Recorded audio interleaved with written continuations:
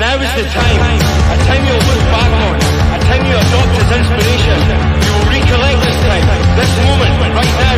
Motivate yourself towards success. Overcome. Take over. The time is now.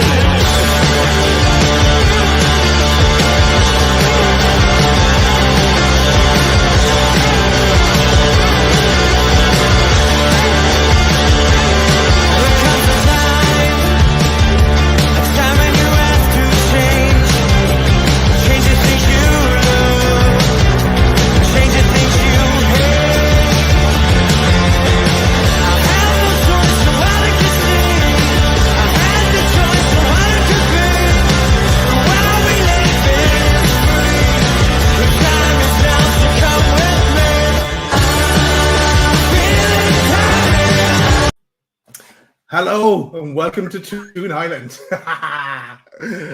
Panicked there for a while. My broadband was playing up, so I'm not sure how long it'll last for. But yeah, it's a surprising piece. Put on the shades. What do you think? It was a nice little surprise, I got to be honest. Just like that little bit at the end of the intro. I always forget you got that little extra. Yeah, a little bit extra. Cool. That is good. So it's just myself and yourself tonight, Pete. How's all actually? How was your long weekend? Did you have 4 days off?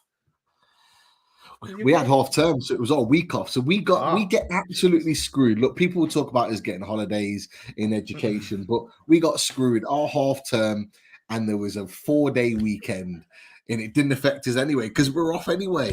They should have done it on Monday, Tuesday this week, and give us a little bit. As soon as you're better. Yeah. Not so bad. Yeah, we had a bank holiday over here, so we're not too bad. It was just miserable weather. So, but not behind me. It's lovely.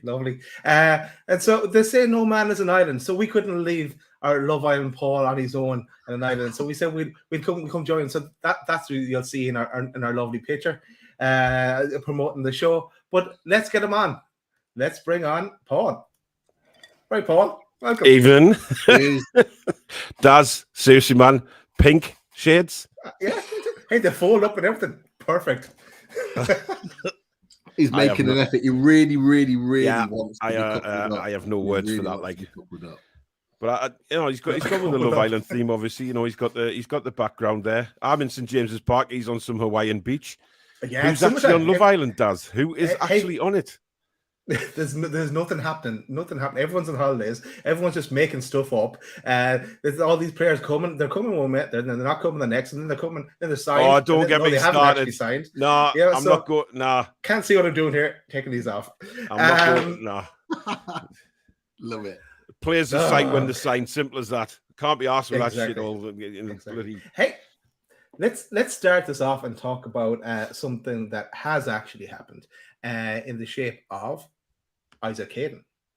Isaac Hayden is now departed us and gone to Norwich on a loan deal and with an obligation to buy. So what do you make of that, lads? Let's start the show off with Isaac Hayden.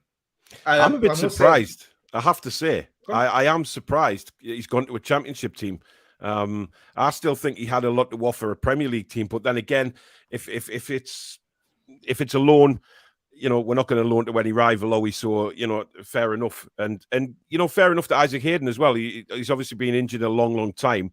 And he wants to challenge himself again, get fitness back or whatever. So a year away at Norwich, Norwich could come back up, obviously with a view to a permanent move. He could end up signing for them, and I wish him the best of luck. He's been a fantastic guy, on and off the pitch for Newcastle. He's never complained. He's never moaned. Even when he wanted away a couple of years ago, saying he wanted to go back down south, he then sat down with the big wigs at the time and, worked it all out and didn't complain, signed a new deal. Good luck to him. And I hope he plays really well for Norwich. He's a brilliant professional, and he certainly goes with applause from Newcastle fans, that's for certain. I agree, Paul. Yeah, I love Isaac Hayden. I remember I was just saying on Twitter there earlier. I remember one of my early appearances on YouTube, and last time I met Malcolm McDonald, I was having a bit of an argument with him about the benefits of Isaac Hayden, and he was having none of it. But I really like Isaac Hayden, and gets the foot in when he needs to as well. Okay, the injuries have kind of caught up with him, but yeah, it's been a great servant for the club. Came in from Arsenal. I think it was like a $4 million deal or something like that at the time, and he didn't really put a foot wrong. And I know we said it in our squad game that I think all of us apart from Richie said that we'd move him on now, and maybe the injuries were catching up on him. And yeah, it's bigger and better things for us, but can't say anything bad about him at all. So cheers, Isaac. Pete. You know what? I love this deal. I love it. And I love it for a couple of reasons. I love it because it moves the player out, and we need those players out. It looks like, Dan Ashworth's got to work very, very quickly on trimming the squad. But the biggest reason why I love it is because, and I tweeted out about that earlier, Isaac Hayden is just a model professional.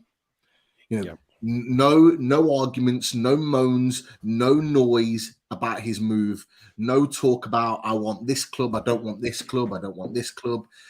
He just goes. He realizes he's not going to play. And I was talking to a couple of lads earlier, a couple of Geordies Down South lads, and I said, I love the fact he knew a long time ago, as soon as the takeover went through, he knew his time was up. No messing around, no waiting till deadline day in August. He's gone, you know what? I want to play football. Thank you for everything, Newcastle. I'm off. And I love that. I love that. We don't get that enough in football. And I just love the fact that he's just professional, no moaned, no groaned, just found a club, got out there. I want to play football. Love it. It's a good club as he's gone to as well, isn't it? Norwich will suit him well. He'll probably be one of the main spines of that team next season, providing he keeps fit, of course. That's the big thing. But I think it's a good club for him to go to. It's a club that's going to be competing in the Championship, so he's going to be up there. Like Pete said, I think it's a brilliant move for him and for Newcastle, of course. Cool, and I'm sure there's plenty more to come along the way. As Pete said, now that Dan is in place, he'll get to go to work on the outgoings as well as the incomings. Should we dare talk about some of the names that have been linked in the last say 2 days? Because I know we're going to go in depth on Fully Loaded Transfer Show on Thursday. That's coming up on Thursday. Keep your eyes peeled out for that one. We'll talk about more later in the show. But and I know, Paul, you're bringing out the transfer news shows yourself and Alex as well. But yeah, let's just mention a few, and I want to see your thoughts, because there's some that frustrate the hell out of me. Like it's getting to a stage now. This Botman one. It's going. It's like it's on. It's off. It's off. It's on. AC Milan. He's smirking here. He's not smirking there. Is that a sign? All these reading into the little things. I want an honest opinion. Do you still think it's going to happen? Do you know what? 51% thinking it will. Do you know what? And I don't know how you guys feel on this, but I've said this on my show as well. I'm not really bothered. It's gone on that long now that I'm just, yes, if we get him, brilliant. But if we don't, are we really going to be that upset about it? Probably not, because there's others out there. We know there's others out there. And, Ashworth and Howe have probably got together already and targeted a number of positions that we want to improve over the summer. So for me, I've heard a lot of people say that, commenting on my channel saying they're not that bothered because they've watched him in the Champions League and think he's a bit on the slow side, which I was quite surprised about. But, there is a lot of people who watch a lot of European football and said that just some of the time he looks really slow. But having said that, he's a quality defender. There's no doubt about that. But if he goes to AC Milan, fair enough. It just seems to have dragged on and on and on now that I just make a bloody decision and go. You know what I mean? If you don't want to play for Newcastle, that's fine. If you want to go to Milan and play Champions League, that's fine as well. So for me, there's other options and probably better options as well. But again, it seems like it's down to the player at the end of the day. Yeah, I really just hope it doesn't keep dragging on. And I think after the tournament that's gone on at the moment, the whatever it's called, an international tournament, I don't have zero interest in international football these days, but being from Ireland, of course. But yeah, the when that's over, I reckon he has to come out and say where he's going or what's happening. It can't keep going on like this. I think we should just pull out of it if it's going to keep going. But Pete, your thoughts? Is this still happening? Look, it's still on. It's still on. There's still a chance of it happening, and you know, there's an Italian journalist that's getting a lot of interest at the moment because he's obviously talking a lot about Botman, but I think one or two have alluded to the fact that he is linked to AC Milan, so it's always going to be skewed one way. But actually, you know, we're getting noises all over the place, which makes me think that nothing's set in stone at this point in time. And I think to be fair, I think there's probably in the journalist world a lot of guesswork with regards to where he's going. The one thing I'll say is that I think it'll be resolved very soon. I think if it wasn't for him playing for the under-21s, I think it'd have been done by now either way. I think it'd have either come to us or gone. And I think this has been our biggest problem in the last week or two, is that you've got a lot of these top players that we're linked with on international duty, either at under-20s with Ekitike, under-21s Botman, the French squad in Diaby and one or two other players. And it always slows down deals. It's like when we had the Euros in the summer, all the deals literally came to a stop and then opened up once it had finished. And the one thing I'll say is that it won't be very long before it's resolved. And which way it's going to go, I have no idea. It just confuses me because, you know, me and Pete were talking just before the show there, Daz, about, you know, various people saying, oh, welcome to Newcastle or such and such a signing. It confuses the fan base, you know. These players have clearly not decided yet, you know, and people saying like Ekitike is done. No, he's not. You know, he will be done when he's holding the shirt and the Newcastle United announce it. That's when a player is done. Now, he's obviously in this tournament, as, you know, Botman's playing in the tournament as well. You know, like Pete said, these guys have got, you know, their thoughts are elsewhere at the minute, and rightly so. And they don't really want to be distracted in a tournament with talk about where they're going. That will all be done. Probably it will start heating up at the end of this week when the transfer window officially opens anyway, when that tournament's over and done with. You know, then we'll get to know, you know, when players come in for medicals or whatever it is, when players are, you know, the football club is starting to announce these players coming in for medicals and that personal terms fees have been agreed. You know, the negotiations are still going on. It's clear, you know, and it's a big move for Ekitike, you know, such a young lad. It's a big move for Botman. He's still a young lad as well. You know, so you've got to take that into consideration as well, that these players are still kids at heart. You know, they're still very young, and these are massive moves for them. You know, this could pan out their careers. So they've got to make sure it's right. So I understand Botman in a way. You know, AC Milan is a massive club. Newcastle United are where basically we want to be, where Milan are now in the Champions League, competing for titles, etc. So Botman's got to weigh that up. Ekitike is, you know, he's had a brilliant season. He's ready to go. He wants to compete at the highest level, but it's a huge decision. And these things take time. But for some reason, the fan base is like, oh, we need to sign. We need to sign. Oh, has he signed? Has he signed? Let's just like wait till the club announces stuff before we go all crazy. Yeah, and of course, along with that, like we waited so long for the takeover to happen. Then we waited, well, for a while for Eddie to get things up and running, and then we when you were safe, all we could think about was this transfer window. So we're just totally impatient, and you have to. I think everyone understands that as well. It's too eager to get going and get to the step. A couple of steps down the line. We have to take it in stages. It is a project, and of course, everybody's on holidays. So look at it. Give it a chance to all. It is exciting, though, isn't it? It's really exciting because we haven't had a summer like this for God knows how long. So I can understand the excitement about all these players coming in. Hell, I'm excited as well. But it's very early days. The transfer window isn't even officially open yet, you know? So things will happen. And I'm sure that behind the scenes, like they were in January, everything is going swimmingly according to the back, you know, what's going on behind the scenes. But, you know, front of house for us, we're like, oh my God, you know, has he signed? Is he signing? And let's just let them do the job. We've got some very good people at the club now handling this. Yeah, exactly. I think,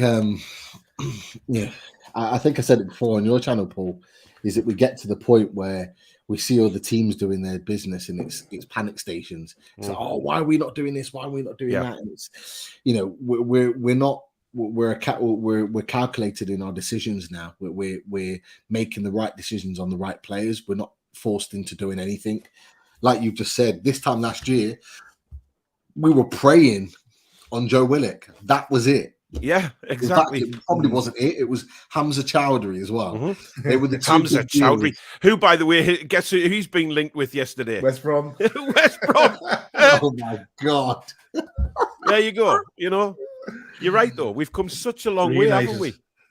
I said we've just got to enjoy it. We've got to enjoy it, like we do the transfer shows. You the same, Paul, with Alex, and we're looking at lots and lots of different players, and it's exciting. Some of them will come off, some of them won't. But exactly. But it's nice to look at the stats, though, isn't it, Pete? You know, when we look at the stats, and that's what me and Alex talk about, is the stats and what, and you guys do as well, and what if they did sign for Newcastle United, what they would bring to the club. You know, we're not saying that the signing, this is coming up, but if they did, this is what they'll bring to the club, or what they won't bring. You know, so that's nice to talk about when you're talking about, you know, class players rather than bloody Hamza Chowdhury.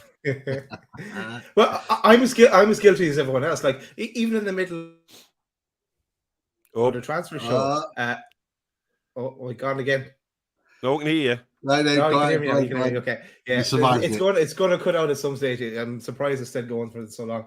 But even in the middle of that fully loaded transfer show, and it came up on screen where someone put in the comments, Keith Downey saying, if we get a TK, we're not getting any other striker. And I was like, what? We're not getting any other striker? Fuck this! What's going on? But he's not really a striker. I was having a mini meltdown. Going, what's going on here? I don't know.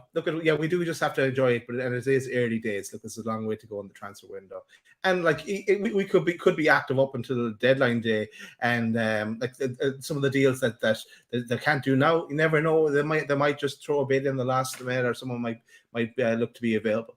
Let's look at another player. 2 seconds, Daz, you mentioned there, you know, about sort of deals behind the scenes. Look what happened in January. We didn't expect Dan Burn, Matt Targett, or Chris Wood. You know, Chris Wood didn't pay off. You know, that's fair enough. But look at those deals that they were done. There was no rumours of those deals happening until they actually happened. So for us, Newcastle could turn around and say, right, these players are coming in for medicals who we've never even spoke about or never even thought of. Exactly. Like look at those as Pete alluded to. No, I didn't hear any mention of Isaac Hayden going to Norwich until he was gone. You know, exactly. So who knows? All these players that we're talking about, they mightn't be anywhere near the. Can you imagine if that happened? That'd be funny. But I mean, imagine the transfer window opens and our first signing's Mitrovic. Could you imagine? Oh my God! Wow, so unhappy would be Chris Hall. Hey, no, I'm off that train, Pete. I'm not on that boat, mate. That's well and truly sailed. I'm looking for, you know, he's been and gone. That's history. Are you sure? Yes, I just said it to wind you up because I knew what your reaction would be. I expected you to take a drink, but you know, there you go. I'm taking a drink. No, definitely not. There's bigger players out there, maybe. Another one that popped up, and I know Pete, yourself, Chris, Billy, Alex, and Danielle talked about it on the Toon Review the other night, and it's Nathan Ake. Now, for me, he is well down that list, well down that list of centre backs. And look, the quoted of 50 million. I don't know if that's very accurate either, though. I'm sure this could be a wheel and deal there, but I don't want him to start with. Look, he has worked with Eddie Howe before. You can see the links, you can see the smiles. But for me, he's well down the list. He's a decent player, now, don't get me wrong, but I think I'd rather go for someone younger and who can grow with the team. But and I know you probably talked about it already, but anything else you want to say about Nathan Ake? Well, look, I've had I've had to think about this, right? And people have mentioned to me and said, right, Nathan Ake, what does he bring? And when I've had to think about it, he brings Premier League experience. He's worked under Eddie Howe before. Guardiola signed him, so Guardiola must have seen something in him. I haven't seen a lot of him playing for Manchester City, to be honest, but if we look at another Premier League defender who's been linked with us in Tyrone goddamn Mings, right? Ming the Merciless, right? No way in hell. I'd take Ake every day. So like, do I think there's better players out there than Nathan Ake? Absolutely. But, if he was to come in as part of the rebuild of the squad, fair enough. I'd accept that. Because you look at things like Tyrone Mings scares the shit out of me, if I'm being openly honest. No way. So, do you know what? I've sort of changed my stance on Ake, and I think, the fact that he's worked under Howe, he's Premier League experienced, and Guardiola signed him for a lot of money, says to me that there is a player there. So even if he came in for a couple of years, did a job, helped us make that extra little push up the table, fair enough. Okay, you've made your peace. You take him in, but not for 50 million, I presume. Absolutely sudden, not. No way. Not a chance. On loan, but no, you don't really want him on loan either. No. Let's hopefully it doesn't happen. But Pete, anything you want to say on Nathan Ake? I know you talked about him already. Yeah, and I imagine we'll touch on him in the transfer show as well.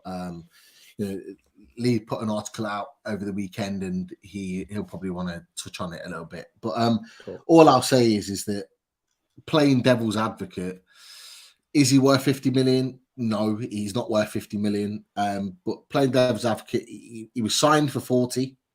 Since he's been at Man City, he's won 2 Premier League titles.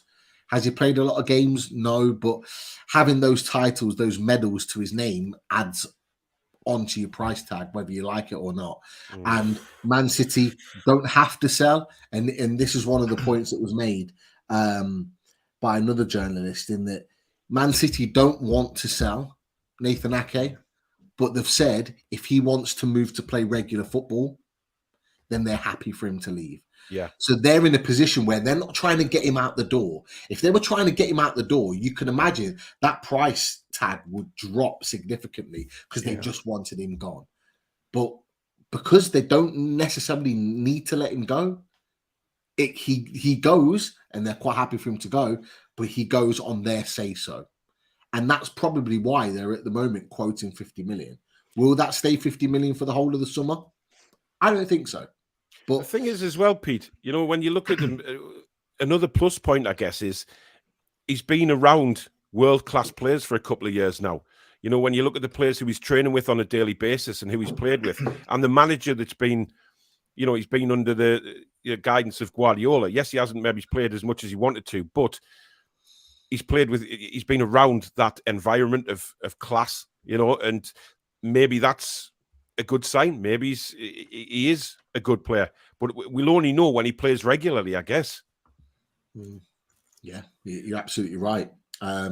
You only look at, Trippier played a little bit more under Simeone, but he's learned a lot playing over there.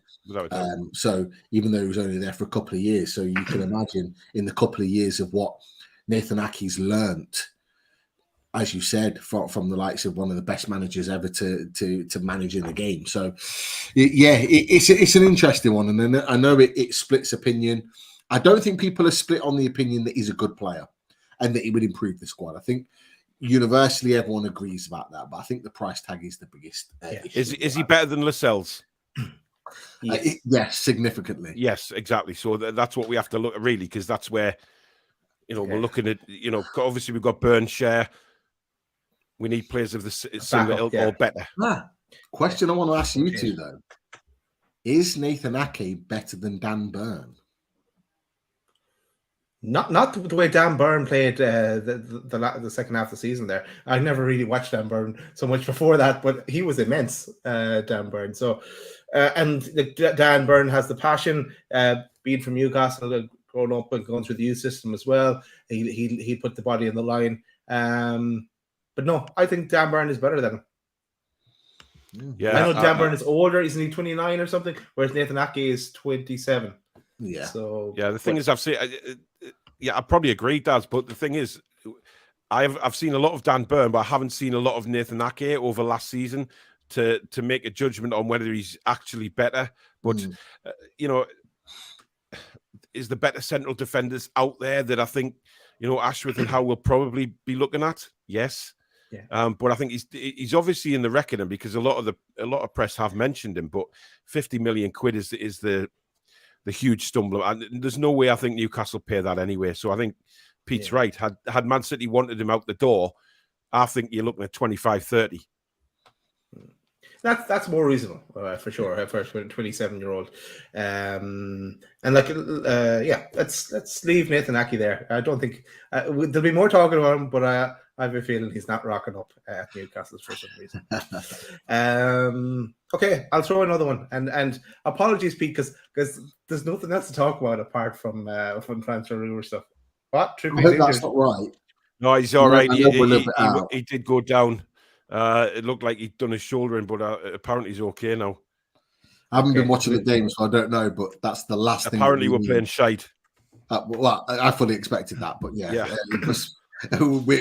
talked before you went on live about England, so that's a different story. But yeah, fingers crossed Trippier gets through this game. It would be typical Newcastle that one of our top players gets injured on international duty. Yeah. We had it with Krul and various other players over the years. Please don't let it happen to Trippier. He's had enough injuries as it is. But keep us informed, guys, in the chat.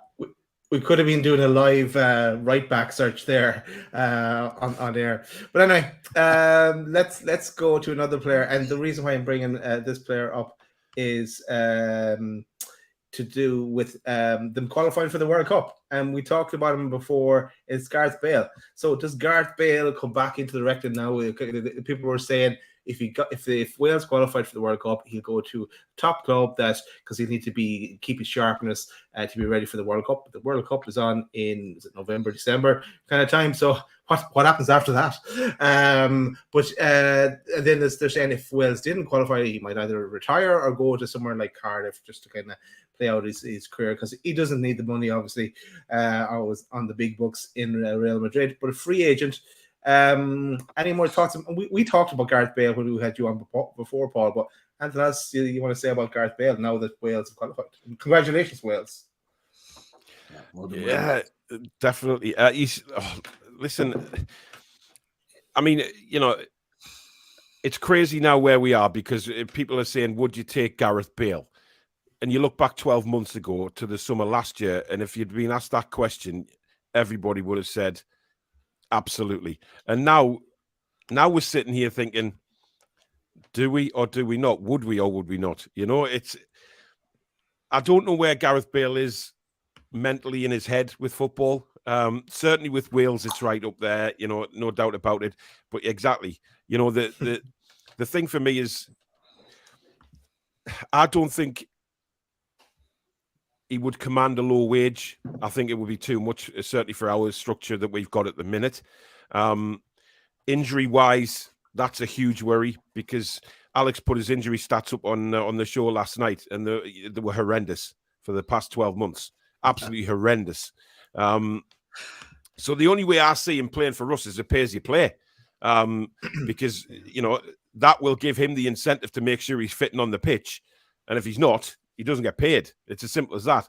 But if he came in on a contractual basis, I'm not sure how it would work. Don't get me wrong, he's still a quality player when his heart's in it, but is his heart actually in it now? Does he just finish the World Cup of Wales and then call it a day? I don't know. I really don't know where I stand on it. It's a difficult one. I know. And it's all about, I suppose, the whole idea of bringing in Bale is the merch, the whole selling jerseys and stuff, and then trying to bring in the fan base from Saudi Arabia, and so Paul Oxley's having none of Botman. We're going to we're going to keep you to that, Paul. You know what? Phoenix Window's going to be a busy place if some of these signings come off. There's going to be a lot of people bearing arses in Phoenix Window getting arrested.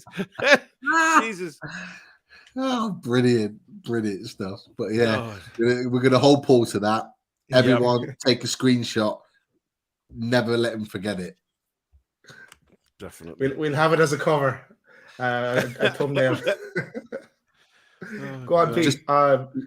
Sorry. Just before I talk about Gareth Bale, another little thing. There is a video that's not long come out about Dan Ashworth on YouTube. So after you've watched this show, go take a look. It should be an interesting watch. But look, Gareth Bale.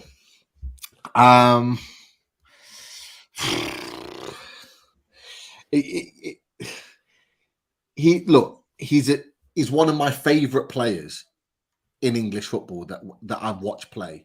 His seasons at Tottenham were unbelievable. He was like an elite level player in the Premier League. He's gone to Real Madrid and he's hit it up 2 or 3 notches to be alongside Ronaldo and Benzema, one of the best striking threes in the history of football, in my opinion. They were devastating. He was such a talented player. And yet you can say he's a good player and he's quality. A lot of people are saying, how can we turn him down? And people saying, we don't need him. He's on too much money and all the rest of it. The one thing that's overriding every one of my thoughts is, why is he coming to Newcastle? If he signs for Newcastle, why is he coming? Now, you've got to look back to the blueprint of Eddie Howe.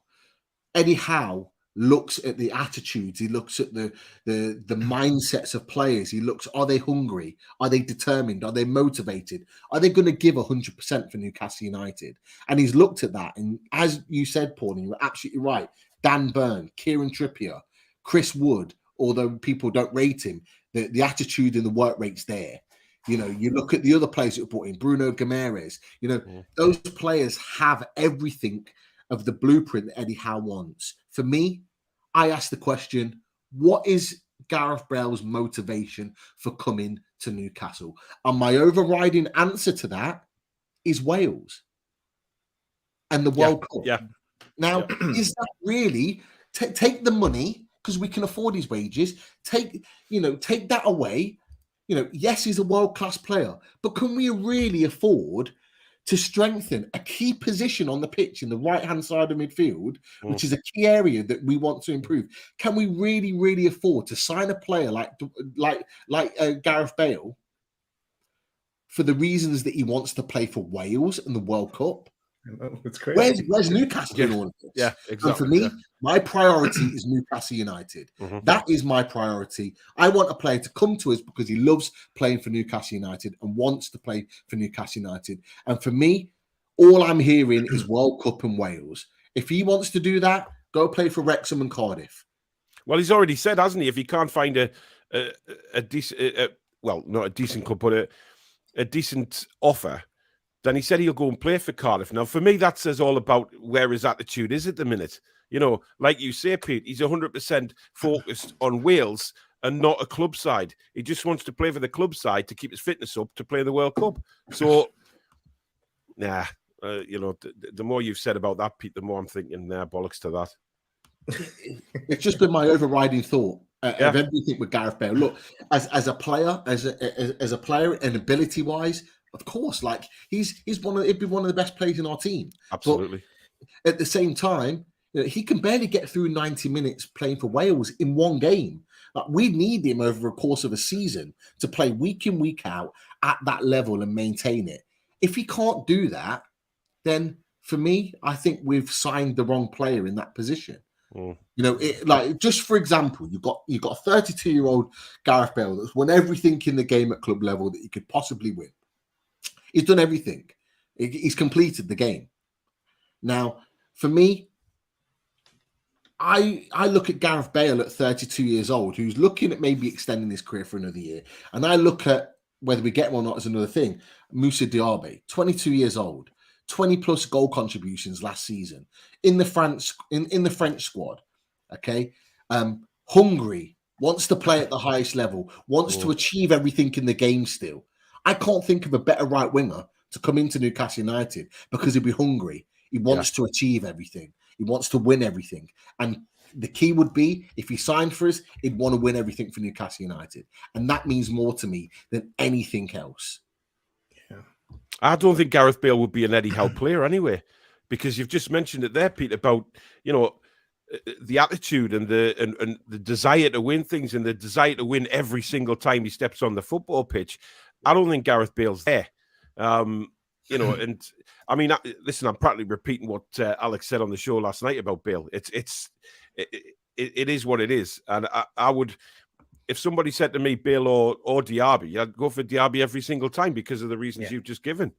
You know, and I think Eddie Howe would think along those lines as well, because I can't see Bale putting 110% in every time he steps on the pitch. Exactly, and he's someone that will grow with the club as well. Diaby, that is, not Bale. Whereas, but I suppose the other thing is there might be we talked about it before actually in the January window. Are there other groups within the consortium looking to buy a kind of a marquee kind of signing? Cheers, Adam, by the way. Oh, £6.10. There's a surprise. Not bad. But yeah, so we're kind of, if he turns up, we'll take him and we wish him all the best with this, and we get behind him. But we're not mad. We're not rushing out to try and get him here. Okay, let's move on. Actually, first of all, I want to say hit that subscribe button.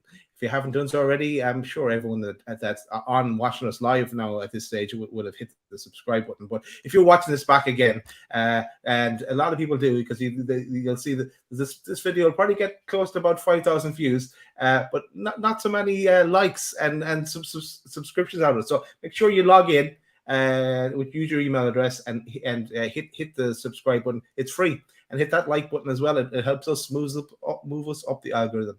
And if you want to become a member, it is $1.99 per month, and that gets you into the prize draws that we have a few times a month when we think of them. But we do have them. Right, let's move on. I'm just going to come back to Michael's comment of he reckons Paul's lying. He's getting me churros on fire a tat on his belly tomorrow. Can I just say I've already got it, mate, after his performance against Preston in the Carabao Cup that time.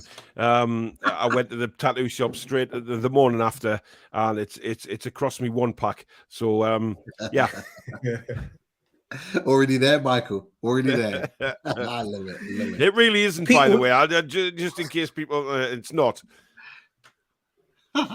We take a question or two from the chat just to mix it up a bit. Yeah, let's go for it. Okay, I'll just shoot straight from the top. Yeah, go for it. And it's a question from Jordan. Evening all, hearing mad statements today in talks of Ericsson, a 55 million bid for Diaby, and an apparent bid for Nunes. No from Botman, all in the last 10 minutes. This is what it's Welcome like. to the summer. Yeah. Not quite a question, but just in general, what are we thinking about the madness that has been today and pretty much every day since the season finished? Yeah, that was actually one of my comments I was going to bring up next was Ericsson, but let's talk about now. Sorry, your question, Pete, was about the madness, is it? Yeah, well, just obviously Jordan said about all these different links that have only just come through today, and we can talk about Ericsson as one of them. Just what are your thoughts on the madness that of all of these links coming through? I know we've touched on it already, but what are your thoughts about it all? Paul, you go first. There's obviously interest in Diaby. There's no doubt about that. That even the mainstream people who I trust saying that there may be a bid going in. I've got no doubt about that. I think Dan Ashworth sort of said that that there was interest there, but he also said there was interest in a lot of players. So he wasn't giving anything away. With regards to Christian Eriksen, I'd love him at Newcastle. I think he'd be brilliant for us, and I've got massive respect. People know that for what he's come back from, where he is now, and I think he could do an incredible. And I think we've all spoke about this on each other's shows about Callum Wilson, etc., licking the lips at the balls that he could play over the top or down the side would be incredible. But I'm not sure that Newcastle is going to be his destination. I think He's been linked with clubs down south, which may well be to suit him better. I think he'll stay in the Premier League. There's no doubt about that. But listen, Brentford might still be in for him for all we know. You know, he's still in negotiations with Brentford. And I think after what they've done for him as well, you know, it's going to be a bit heart-wrenching for him just to up and go without seriously considering it. But Diaby is certainly one that I think we are in for, or we are interested. But every 10 minutes you can refresh Twitter and there's a new name pops up. So, you know, it is what it is. And like I said, I'll believe, you know, when Newcastle United come out and say, oh, we've agreed terms, players in for a medical, then we can talk about it, you know what I mean? And then we can talk about what that player is going to bring. But at the minute, when you're refreshing and then you're seeing, you know, bloody Charlie who works in the butchers is linked with us and all of this, and it's like, you know, crazy. Yeah. Look at on Ericsson. I know. I was the one that said, I don't know. That was my reply, but that was because I had Lucas Paqueta was in my mind was coming to us. So I was saying, where's Ericsson going to play? And then you convinced me. Oh, look, we've got 9 spaces on the bench. We can use 5 subs. Look, we can let's bring him in as well. And yeah, that made sense. But now that doesn't look like Lucas Paqueta is coming in, or it's on the back burner. It may happen. The price will come down towards the end of the window, and he may come in then. But so yeah, definitely take him, especially when he's coming on a free. But yeah, it is just kind of I'm getting a bit frustrated, to tell you the truth, because like I'm getting my heart set in these. In January, I knew we're in a relegation fight. It was going to be hard to bring in the players. But the summer I said, we can get these players now. Nunes, it'll be tough, but we'll pick him up. Lucas Paqueta, he's definitely coming because he's Bruno's friend, and they'll pay the money. They don't care. Look, they've got so much budget to work with. And look at Botman. Look at it was like a come and get me. And I think the whole Milan thing was a smoke screen. So in my head, I had like, we're getting those 3 players anyway, you know. So and I'm kind of getting disappointed that we're not getting them closer to getting them over the line. So we might get them over the line yet, but it's just I can't be the only one that's getting frustrated with things, even though it's great to be linked to all these players. But I guess when we're doing these YouTube shows and stuff as well, we're trying to keep up to date with all these players, and it keeps chopping and changing. It's tough to keep up at times. But but look at what happened when we announced as soon as the friendly was announced in Portugal. Look what happened. Everybody saying, oh, we're going to Portugal because we've agreed to deal with Nunes and we play in a friendly as part of the deal and all of this. And I'm like, my God, you know, people are getting like 2 and 2 and getting 7. It's just, you know, just wait and see. I know. And they wouldn't it be great just to step back and go, yeah, let it all play out. But we're in the YouTube game here that we're in. We're trying to keep on top of things, and I love talking about them. It's brilliant talking about the players. We said that before. You know, after what we've all been through, to now talk about these class of players, and the thinking about them playing for Newcastle United is incredible from where we've come from. But we have to be realistic as well. We're not in Europe, so some of these players will want to be in Europe. Now, that's where Dan Ashworth, etc., are going to come in and sell the club to these players and say, right, yeah, we're not in Europe this season. However, you know, this is where our ambition lies. This is where we're going to progress, and sell the club and sell the ambition and get these players done, even though we're not in Europe. That is the massive mountain they face when they do negotiate with these players against the other teams that are already in Europe. Yeah, there was just another lot in addition to that. Obviously, you know, with Isaac Hayden being loaned out, do you think the replacements in the offing, possibly Christian Eriksen could be one that we've already talked about? He's also said, Sutti's also said, I can't imagine Shelvey will be about next season, which leaves Longstaff. Now, goes back to the point he's obviously raised about John Joe Shelvey. What are your guys' thoughts about John Joe Shelvey? You know, there's been lots of talk that he's probably played his last game for Newcastle. There's some people that think he'll be about next season. What are your guys' thoughts on John Joe Shelvey as it stands right now? Go first, Paul. I think he'd be here. I think Eddie Howe is a big fan of his, and he stated that. And listen, we've all admired John Joe's change of mentality, if you like, when he came. You know, when Eddie Howe came in, he knuckled down and he got himself a lot fitter than what he was. There is no doubt about that. You know, claiming that he was in bed at 8 o'clock every night, absolutely knackered. But the actual transformation on the pitch was there to see as well. He wasn't, out the window went that stupid attitude where he was lashing out at players and ridiculous tackles. He stayed in his position, and a lot of people, after breaking news. Yeah. Oh, this is from Martin, so I'm not 100% sure. Martin likes to wind this up at times. He's telling me that the kit is going to be available for pre-order tomorrow. Or someone has seen that already. Hang on a minute.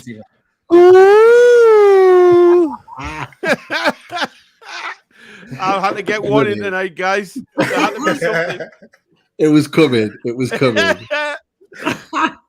Oh, that's good news. I've seen a couple of people on Twitter posting that they've already received a new kit from DH Gate. Yeah, have you seen it? Like without the sponsors on, just the. It's unbelievable, man. The lengths that people go to. They've clearly been duped into this. There's no doubt about it. Jesus Christ. Honestly, crazy, man. It usually takes like at least minimum 4 weeks to get the fucking kit from DH Kit. So they really got in early. How funny would it be, though, if the kits they've bought from DH Gate, right, and then put all over Twitter today, and then they announce the new kits tomorrow, and it is nothing like the black and white stripes that they've ordered from DH Gate. I mean, DH Gate, for all we know, obviously where they're from, they could have seen these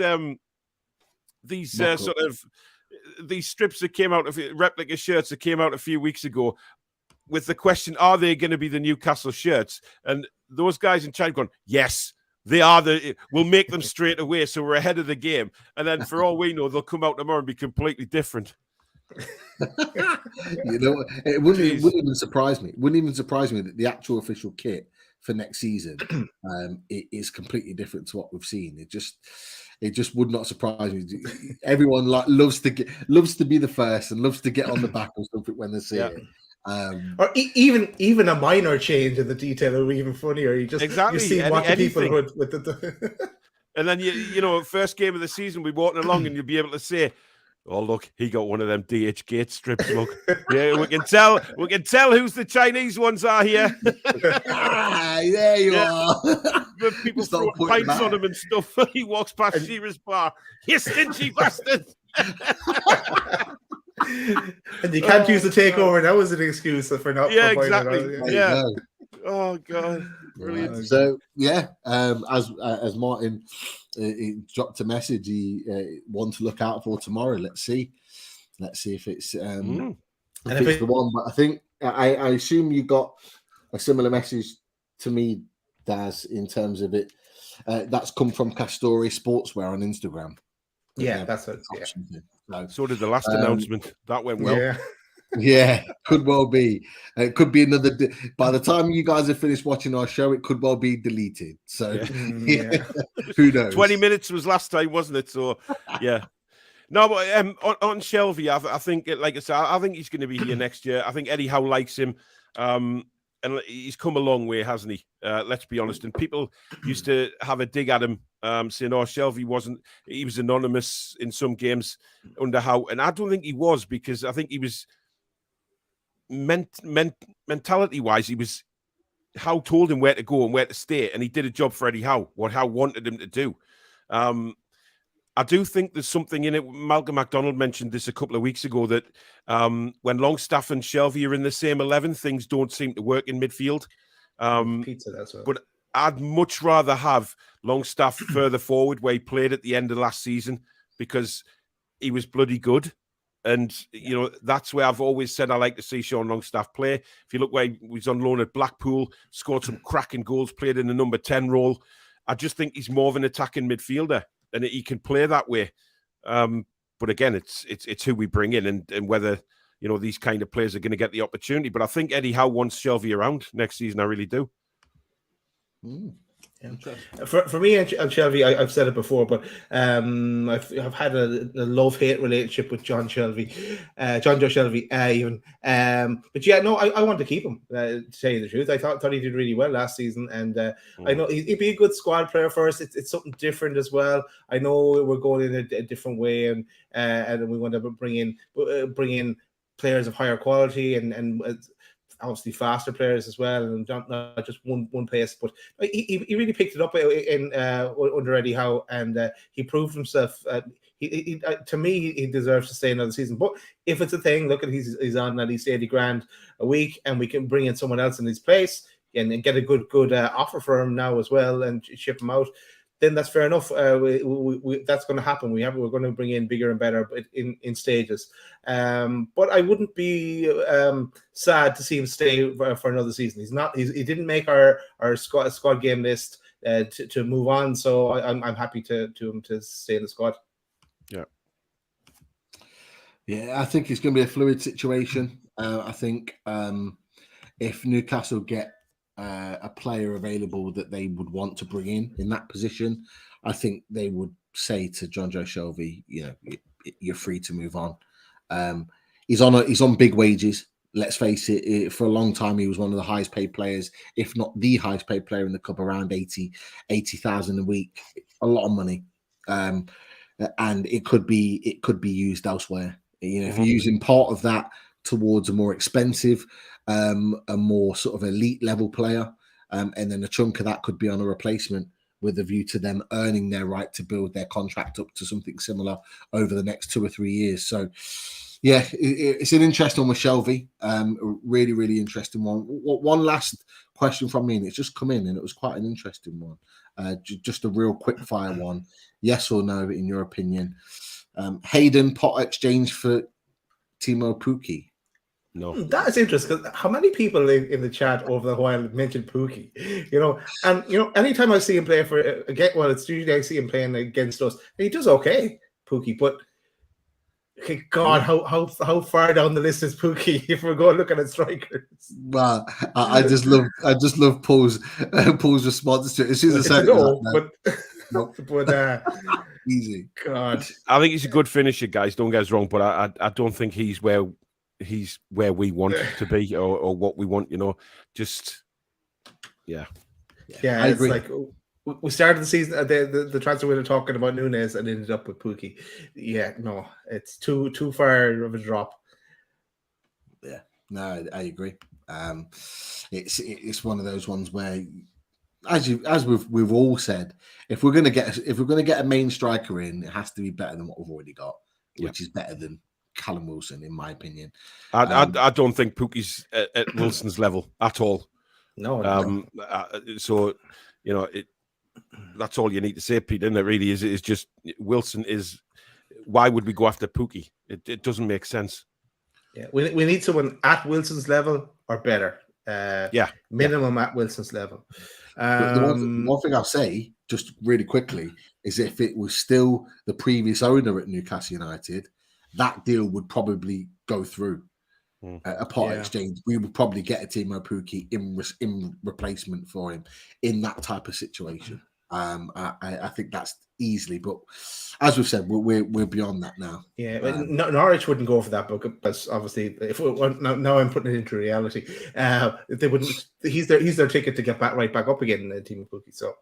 No. So I've seen a comment come in saying Pukki's championship level from Andrew, and I kind of agree with that.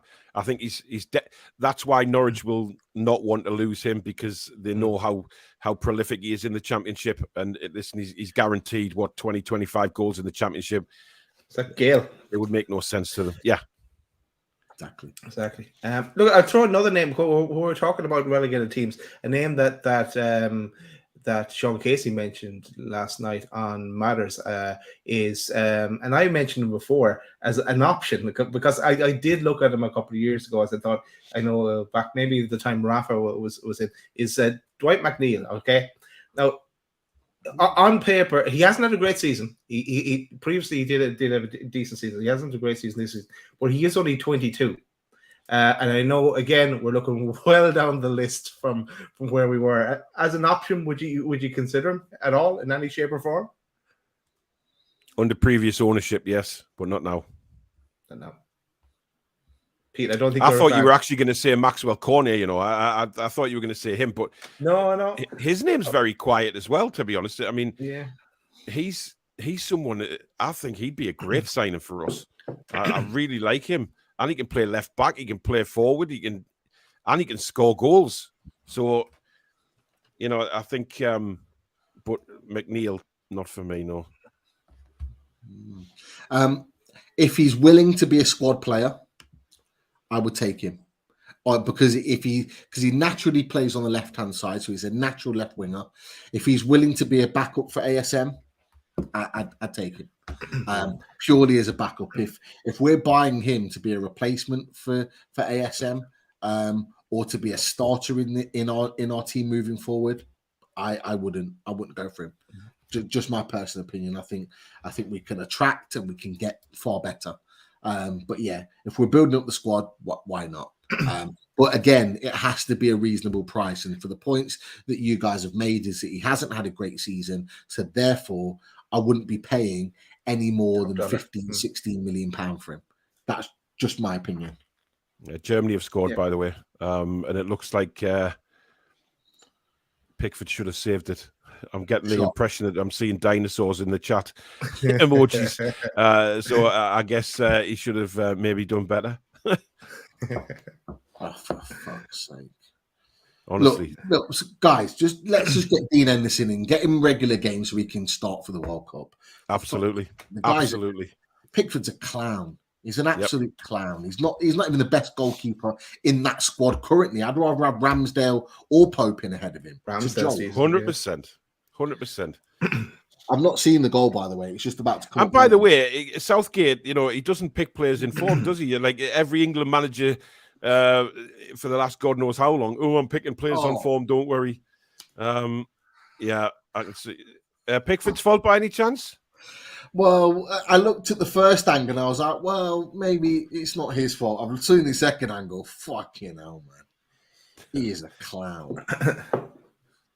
He's got, you know what? His nickname is Timmy Chocolate Wrists. Timmy Chocolate Wrist. Because I've got a few more nicknames, Daz, but I don't want the channel. Timmy Chocolate Wrist because go on, Paul, work away. When the ball comes to him, his hands melt and it just falls through his hands and goes in. Timmy Chocolate Wrists. Whenever someone drops the ball or lets it go through his hands, that's the terminology. Timmy Chocolate Wrists. That could catch on, Pete. Yeah. Shane's made a comment about Costa as well from Porto as well, the goalkeeper. He's a decent keeper, him as well. He was linked with us yesterday. So, you know what it is. Yeah. I agree with you. Get Henderson in and get him playing first team football. Get him in the England team. There are lots of goalkeepers out there. There are so many out there. Henderson for me is a no-brainer because of the fact that he needs first team football. We could probably get him a good deal with Man United, maybe even a loan, who knows. But you're right, there are so many others out there that we could go to. Lick Pope, for example, is in the squad. Do I say he's better than Dubravka? You know, they're probably at evens, but would be a decent signing. Well, Henderson's a young keeper, isn't he, Peter? So he's got a future. You know, he could be our number one for years, and England's number one. You know, if things took off for us, so you know. Yeah, cool, definitely. Let's move on. And I have a feeling, Pete, you'll probably mention this guy on Thursday at the Fully Loaded Transfer Show. It's a name that popped up today that I've never heard before from Red Bull Salzburg, Luka Sujik. Anyone know anything about him? I did go and watch a few YouTube clips after his name popped up, and decent in the centre midfield, and he likes to do a little turn. I would like to see him against better opposition, though. He's only 19 years old. But anyone else know anything more about him? He's Croatian, isn't he? Croatian, yeah. He's just broken into the Croatian squad as well, I think. The full squad. I don't know that. I don't know much about him, to be honest. Me personally, I don't know anything about him. All I've heard is that he's a promising talent. You know, he's someone that you could bring into the squad. Doesn't command a squad number in the 25, which is great. And someone you could bed in. And you know, you look at the players in that centre midfield. He could be one for the future. But again, I don't really know too much about him. But if we're looking to get an investment in young players, great. Yeah. Fantastic. good option then to look at. And yeah, we trust the system, we trust Eddie Howe and the scouting team behind that. Right, let's move on. How about Alexander Zikichenko? Ooh. Yes, for me all day. Yes, for me as well. What sets him? What really like? What makes you guys think? Yeah, I want to sign him. He's good. Is it that stands out? Yeah, he's a good player. Is there, is there anything that sets him apart? I think the fact that the guy can play anywhere on the left-hand side or in the middle, and he's small, but he's got that fantastic center of gravity. If you look how when he's on the ball, it kind of sticks to him, and he's strong on the ball. He's a bit like Bruno in a way, where he just sticks his back end out and holds the ball up nicely. And he's very attacking minded, and I think we could do with a few players like that who are attacking minded. I know he plays at left back a lot for Man City, but it's clear that he's even said that he's a midfielder at heart. But I just think he'd bring a lot to the squad. Would he play every game? I'm not sure he would. But if we're building a squad, we want to build a squad where we have, whatever 11 we start with, we have 5 subs who can come on who are going to be of equal quality. We should be forgetting the days now of where we bring on substitutes that are, just there to make up the numbers now. We need to, if we're aiming big, we need to think big as well and make sure that we're like the other teams that are going to be around us, that we have quality to bring off the bench. So even if Zinchenko didn't start, a player like him to come on, 6'10" again, there you go. Yeah, I think it would be fantastic, me. I really like him as a player, and I think he'd bring a lot to the squad. I really do. But I think he's class. Look, every time I saw him playing, I said, yeah, if Man City ever want to send him our direction, I'd definitely take him. I'm just to answer your question, Pete. I'm gonna put up the poster for the transfer show, and this will also answer the question. So he is on the right hand side there. He's not wearing a jersey. That'd be another reason to bring him in. Really not. Who? I'm assuming that's his partner in the picture. I think that's his wife. Yeah, I think she's a presenter on the TV presenter in Ukraine or something like that as well. But bring him in. Bring him in. I've got slight reservations. About Zinchenko, and I just think he's in a very good attacking-minded a team who likes to keep the ball. I just think that when they are put under pressure, I think he sometimes is a target for teams. And defensively, I don't think he's maybe as strong as Matty Target's been. That for us might be a problem in the season. But in terms of what Paul said and yourself have said, Daz, going forward, he would be a very, very good player.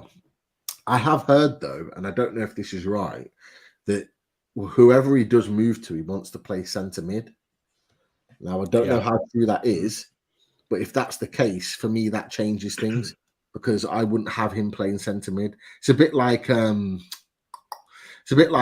Ainsley Maitland-Niles when we were linked with him the other January. We ended up getting Joe Willock instead. Yep. He wanted to go to West Brom because they were willing to play him in centre mid, and he went there and he was dreadful in centre mid and he was awful. And then he's gone to Roma and playing left back. So it's one of those situations that sometimes players want to play in the position, but actually where you're best and where you perform best is not always where you want to play. So that might have an impact on whether we seriously look at him or not, but who knows. Okay, that's all the players I had on my list. You want to go to some more questions, Peter, or do you want to take the show in a different direction? We've got plenty of questions, Daz. Plenty of questions. Where do we start? I've got loads of comments as well. I'm trying to keep up, guys. Jesus Christ. It's not easy, is it? No, it's not easy.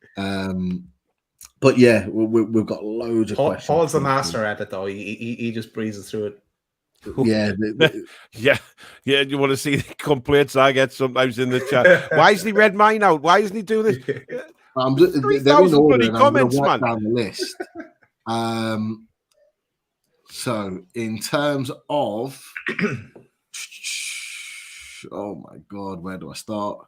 Okay, interesting one. I won't answer this, but for you guys, United, Spurs, and America, are y'all really selling ASM? Are y'all selling ASM? Yeah, to Spurs as is well. what we're trying to get at.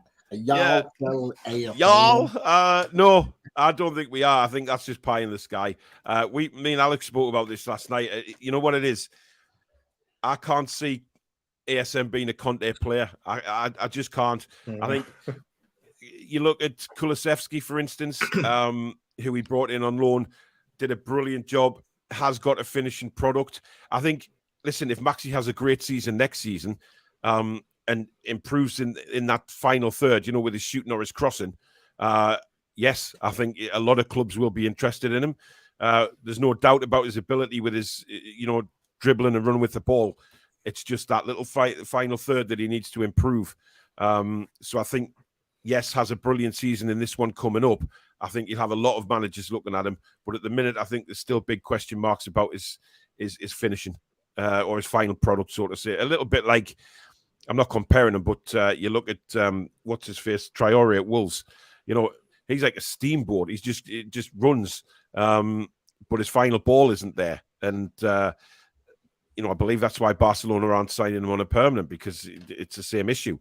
But I think he has a really good season this coming season. Things change. But not Did he only go to Barca on a loan? Yeah. Demetro. Oh, I thought it was a permanent. Yeah. I don't rate him at all. I never rated him compared to ASM. I was always ASM for me is the better player. Yeah, for he's not as good a dribbler, is he? Because all Traore does is kick the ball past and run. He hasn't got many tricks up his sleeve. You don't see Traore doing Michael Jackson dances on the side of the pitch, stepping over the ball 900 times before he cuts in. I think ASM's going to have a big year next season. I really do. With the quality of players we're going to be signing, I think he's going to be a lot more involved, and hopefully, with that caliber of player, we see a better finishing product from Maxi. I won't speak for Martin here and slay it ASM, but I've said before that I want to keep ASM this season. I want to see what he can do, but I'm very very happy to let him go in January or in this next summer if it isn't working out. But definitely I want to keep him, and we said before, I want to see him try and give his best for us, and then let him try and go for the Ballon d'Or. You never know. That's what he said himself, Ballon d'Or. Yeah. But that's a few years away.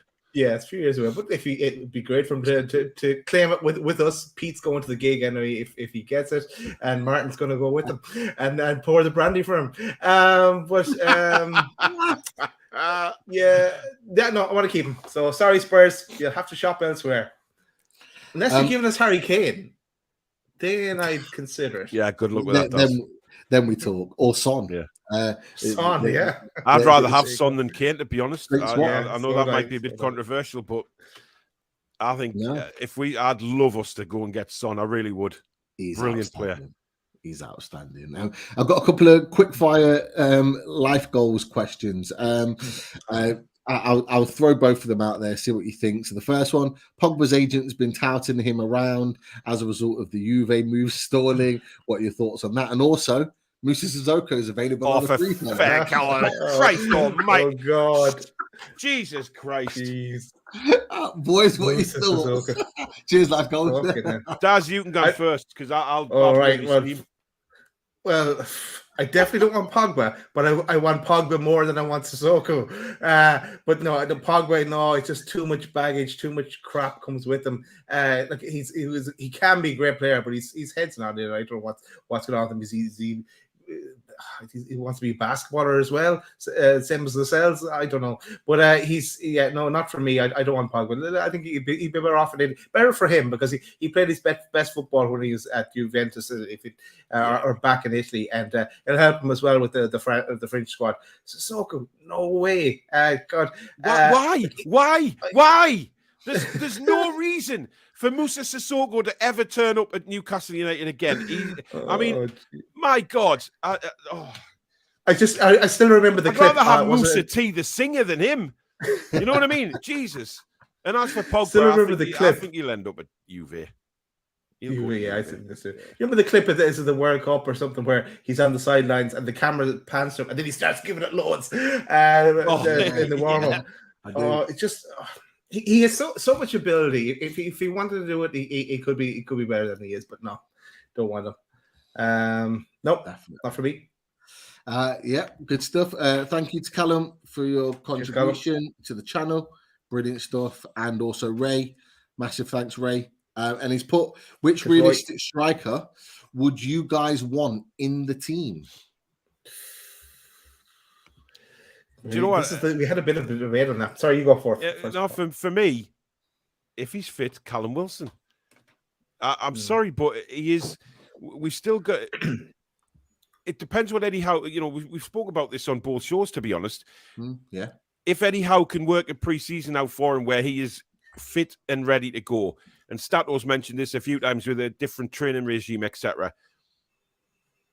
We all know what Callum Wilson can do and what he brings to the team. He proved that at the end of the season in the couple of games he had, which, by the way, no way was he 100% match fit, let's remember. But look how he played against Arsenal. Absolutely tore them apart. And if we can get service to Callum Wilson that he's never had since he's been at the club, to be fair, more service, he is going to score goals. There is no doubt about it. He's a natural goal scorer. He knows where the net is. And for me, if he stays fit, we've got an absolutely quality striker there in the squad already. Simple as. 100%, Paul. Yeah, look at if Callum Wilson is fit, you wouldn't move him. He's perfect for the team and the way we play, and probably how we play into next season. But the thing is, if we don't buy a striker, or if we buy Hugo Ekitike and I love the way he said Ekiteke there, just like a Geordie, isn't he? Your fault. I love it. Listen to your show. Sorry, man. Yeah, right. Sorry, I've heard so many people refer to him as Ekiteke now. So many. Well, Alex doesn't know. Alex is always Queen's English with Ekiteke. No, it's Ekitike. Ekitike. Hugo. But yeah, let's say that we bring in really class wingers like Moussa Diaby and whoever, and we don't bring in another striker, out and out striker. Then and Callum Wilson breaks down in the first couple of games. We are screwed. As in screwed in. We're not going to be in relegation screwed because we're going to have the good balance in the team, but we need someone else. We can't be relying on a Chris Wood next season to get us the goals, because he's not capable of getting the goals. He'd bring players into play, of course, and better players around him into play, but that's what we need. Someone else, another good striker as a backup for Callum Wilson. Guys, it's a huge if, but question to you two, right? If we're signing all these, some of these players that we're linked with, right, knowing how good they are, would that mean that Callum Wilson did not have to do as much running around, running down the channels, running down the wings, etc., because he'd know that eventually the ball would be coming into the box and he wouldn't have to do that for a full 90 minutes, if you see what I mean. He would have the players that would already be running the channels, whipping the balls in, so he'd have to make sure he was there. I think Callum Wilson gets a bit frustrated at the way we've played in previous times because he hasn't been getting the balls into the box, so he's felt that he's had to, make different runs. And maybe with better players around him, he won't have to do that. I mean, it's a big if, isn't it, for his fitness, but only time will tell on it. But look at he could pick up a niggle with that thing or a long-term injury. Like even if he's not running the channels, he could just pull up the hamstring or whatever and be out. And so I don't think there's any doubt we need another striker. Definitely, there's no doubt about that. To be honest, and if it means getting rid of Chris Wood along the way, so be it. I won't be too unhappy about that. But sorry, Pete, go on. No, I was going to say I agree with everything you've said, Paul, with regards to Callum Wilson, and it's for a clear reason. Two clear reasons. One, in that he will have a better training regime than he did under Steve Bruce, so he'll pick up less injuries from that. Because if you're not training, you cannot keep up your fitness. So when you go into a game, you've just gone from like literally here to there, which is a huge jump, going from just training 2 days a week and then playing a full intense 90 minutes. At least he'll be built up to that because he'll be training at a continuous level all the time. The second reason is because you're absolutely right. He won't have to run the channels as much and he won't have to do as much running. Why? Because we'll have the ball more often and we'll be attacking teams more often. He won't have to be defending on his 18-yard box and then making 60-yard sprints because he has to be the furthest man forward to press the ball. You saw that against Arsenal. Yeah. He dominated, but he actually didn't have to run all over the place to create his chances. It was more using his strength, wasn't it, than actually running. It was holding off defenders and winning flick-ons and things like that, and then getting himself in the box. But you mentioned there, Pete, about him building up the pre-season under Howe, which is what Alex was getting at on my show. And if you remember, when I had a conversation with you down at Burton, remember? Yeah. We were talking about one thing. One thing that we noticed in the team was fitness. That Burton was one of the last preseason games, and it was very close to the start of the season. And we all said we just don't look fit enough, and that came to fruition when the season started. We weren't fit. Callum Wilson even admitted that he had to go to a private gym to work out because he couldn't understand what Steve Bruce was doing, and his fitness was nowhere near what it should have been. And we know, even as an ex-ice hockey player for me, if I wasn't fit at the start of the season or for any sort of game, you would pull muscles very, very easily because, like you said, Pete, you've got to build it up. That's what preseason is for, doing that build-up. And I think Eddie Howe and his team will get it right this season because he'll put them through the paces, but build that up. So that's where I'm getting I agree with Alex in a way that, he will be a different player, hopefully. Yes, it's a big if, but we have to see what Eddie does with him in pre-season. He's worked with him at Bournemouth in pre-season. The last season he was at Bournemouth, I think he did all right, fitness-wise. So, it's not all doom and gloom when it comes to Callum Wilson. We have to see how he does in pre-season this time under a proper regime. Yeah, I agree. You know what? We haven't actually answered Roy's question. We've said we want Callum Wilson, but I don't know if we've answered who. Well, he did super chat you another 50 krona there, by the way, saying good answer, Paul. He did. So he has. Take it back. Take it back. Yeah. Thank you very much. She's right. That's all he wanted to hear. He wanted to hear Callum Wilson. That's what Ray wanted to hear, and we gave him that. But look, who would I want in? I think I've made my feelings clear on Dominic Calvert-Lewin.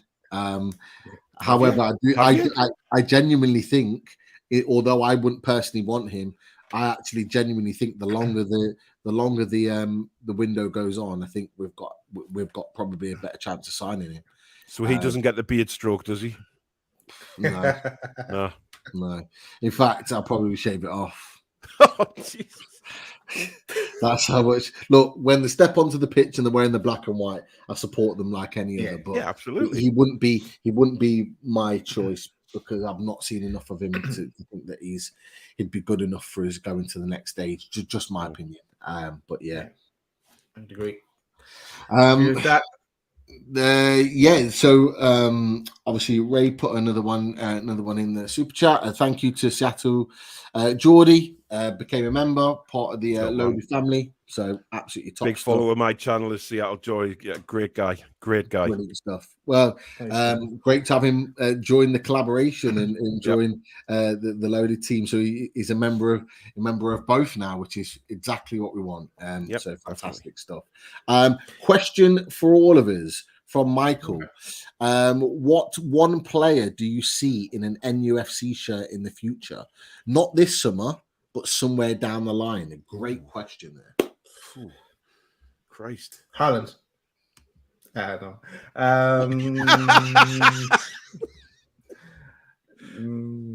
Oh dear. Somewhere down the line.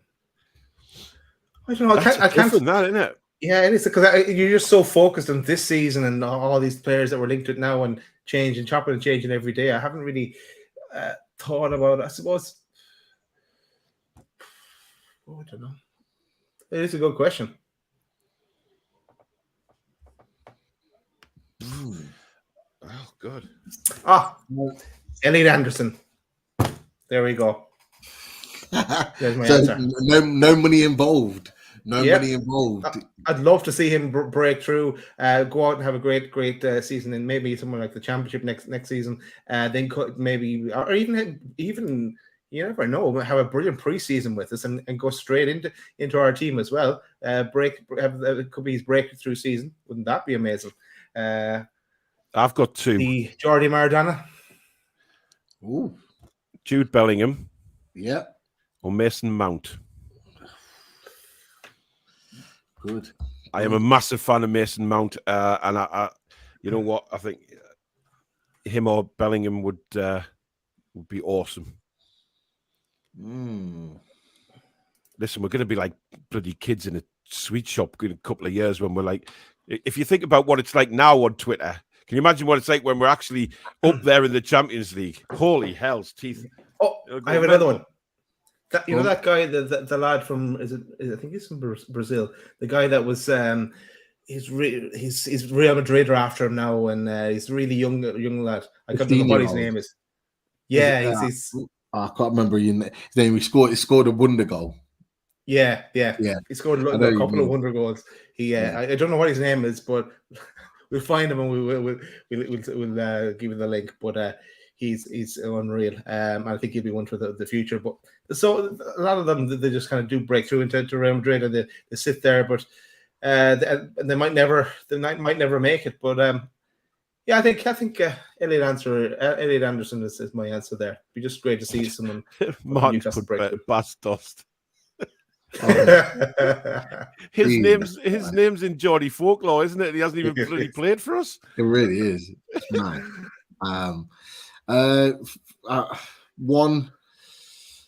One player I would love to see at Newcastle is Wesley Fofana at Leicester, centre back. Wesley Fofana, I love him as a centre back, and I think he's just going to get better and better and better. So I would love him. And another one, Victor Osimhen, currently at Napoli, is going to cost big money. Apparently, Arsenal pulled out that deal. Arsenal's it fell through. So I think it's because of how much they want for him. That's why. Yeah, that's the problem. But yeah, if we can't get Nunez, Osimhen would be an outstanding vibe. So they're my two. But yeah. Okay. Interesting. But I think we're going to bring it towards a close. I know, Pete, because I know you said you need to drop off at 9:30 or so. Yeah. So I just want to tell people. I want to first of all give a shout out to the sponsors. Here we go. Yeah, so 1881, Bronwyn's website, and blackandwhitearmy.com, and check out all that's on offer there on Bronwyn's website, where they have t-shirts and shorts and hoodies, and of course you'll have, and I'm just going to remove that comment for 1 second. Pete, would you be able to remove that comment? I can. Bear with me 1 second. Is to find it. There we go. Lovely. Cheers, Pete.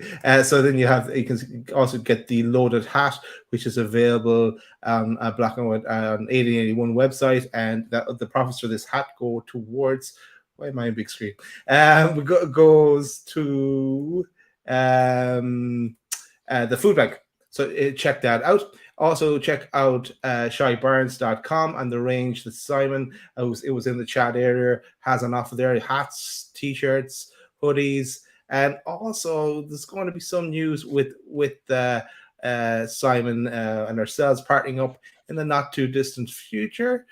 So keep an eye out for that. Also shout out to Pins and Prints and all the pins and the prints that they have on offer. So yeah, you've seen them before, and you go and check it out on the website, and also on Retro and UFC. So go check out what's available. They're always changing the stock, and I know a new range of stock came in there during the week. I think it was on Sunday night or Sunday or Monday night. Yeah, I saw some messages going up about that. So check in with them on the latest. So that's it for the sponsors. Also want to give a shout out to show that's coming up on first of all, I should say, give a shout out to Paul there, and go and make sure you, as well as subscribing to Loaded, make sure you subscribe to Paul and the Toon Review, and Billy and Danielle and Alex as well, doing great work and great shows there. And also coming up for us on Thursday, change to Thursday now at 8, I think we're going to go for, is the Fully Loaded Transfer Show. So we've Jordan back in with us. Hopefully we'll have Lee in studio with us as well. To be confirmed if Lee can make it, but we'll know close to the time. But this is the prototype of the posters. It could chop and change based on names that get linked between now and then, and it's constantly changing. So that could change. But that's coming up on Thursday at 8. What's coming up on the Toon Review, Paul? Well, later in the week, probably over the weekend, we're doing a best foreign Newcastle United 11 from the Premiership year. So we're not including UK-based players, just something different, away from all the transfer rumours and stuff like that. So just something a bit fun to do. Billy's going to be doing another historical watch-along. I think he's doing the 4-4 with Arsenal. This one next coming up. And then, just if any news breaks, we'll either go live or do videos. So just keep your eye open on the channel. Nice. Yeah, that's our plan too. If say something breaks, we'll go. We'll schedule it in and then go live. But so that's great coming up on Paul's channel. But that's pretty much it for the night. Thanks, Paul, for coming in along and joining us. I'm sure we'll be back with you maybe next week sometime. Next week, pencil in, pick a day, and we'll sort it out. We have to get more of the lads to come on. Like they're too much Dawson here. They're you need to whip them into shape. Where we'll finish. Hashtag Frenchness. All right, thanks everyone for watching, and safe home if you're not home already. Good luck. Bye